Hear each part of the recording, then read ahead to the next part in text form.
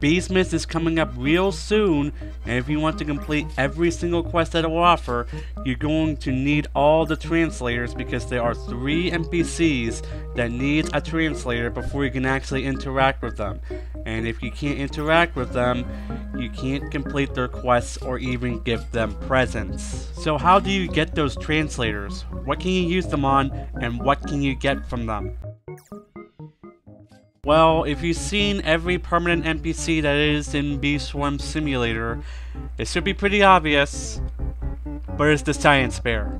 Shocker, I know, but that's the only NPC that rewards you with translators eventually during his quest line, specifically at his 21st, 26th, and 31st quests. So the first one is at the 21st Science Bear quest, and then it's every 5 Science Bear quests from that point on. Because his 31st quest is actually his last quest on his main quest line. But still, that means you better discover as many bee types as you can in order to get those translators. And in case you're wondering, the translator quests are limits of language, Esperanto, and epistemological endeavor, or how do you pronounce that? I don't know. So if you see that name in your quest menu, you know you're at a quest that rewards you with a translator when you complete it. Now, before I tell you who needs these translators, let me tell you where they are located first. One of them is inside the blue headquarters, another is on top of the red headquarters, and the last one, well, it should be obvious. So the gifted Riley Bee NPC, the gifted Bucko Bee NPC, and the Stick Bug are the NPCs that require a translator in order for you to interact with them. And besides being important for the upcoming Beesmas events, they can provide some awesome stuff for completing their endless amount of quests.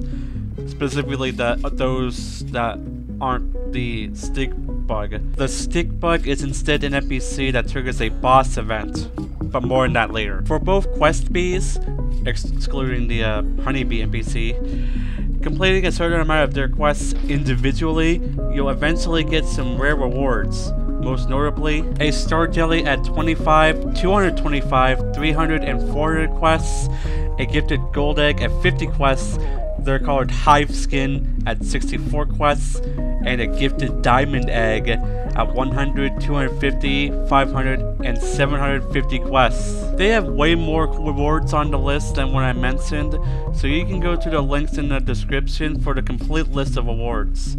Just expand the quest number box on their pages and you'll see them. But most importantly, completing 150 Riley Bee quests grants access to the heat-treated planter, which can grow faster in fields with red flowers, and it can drop red extracts and enzymes. And completing 250 quests unlocks the Dark Scythe, which can really boost flames that bees produce. And also, completing 150 Bucko Bee quests unlocks the Hydroponic Planter. How do you say that? Which can grow faster in fields with blue flowers, and it can drop blue extracts and oil. And completing 250 quests unlocks the Tide Popper, which can create waves of water that instantly collects pollen, pops bubbles, and converts pollen from hit bees, and can give effects that increase tool use speed. By the way, both planters from these NPCs can store around 10 billion pollen. Billion with a B. Now, onto the Stick Bug. The Stick Bug can be interacted with to initiate the Stick Bug Challenge, a raid boss event that challenges players to deal as much damage to Stick Bug as possible. Usually it's activated when a player talks to Stick Bug and chooses to initiate the challenge, but quick warning, it can also be triggered from a player starting Spirit Bear's Dancing with Stick Bug quests when the developer on it, I think that's how you say it, chooses to activate it globally and during Beesmas when completing Stick Bugs' Beesmas quest. It can also automatically trigger when giving a present to Stick Bug during Beesmas. Other than needing to give Stick Bug a translator to start his challenge yourself, you can only trigger his challenge yourself for free every 1.5 days, and it costs 50 tickets to start earlier. I plan on having an entire video dedicated to the Stick Bug challenge, so I won't go further into it here. Now, before I end this video, I'd like to tell you that you should not give the first translator to Stick Bug, or you'll, quote, get stick bugged, lol. His challenge is not good for players with smaller bee swarms. I mean, just look at what happened to me in one of my past streams. I was not prepared for it when another player had triggered his challenge and he just unalived me with his tricks tons of times. I pretty much had to avoid the field that he was attacking it. I'm sorry for not being able to say the DEATH thing, because I like this video to be monetized when I get there.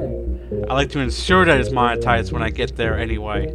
Anyways, I hope you liked this video. If you really did, be sure to hit that like button. It really helps me out a lot. And subscribe if you haven't yet.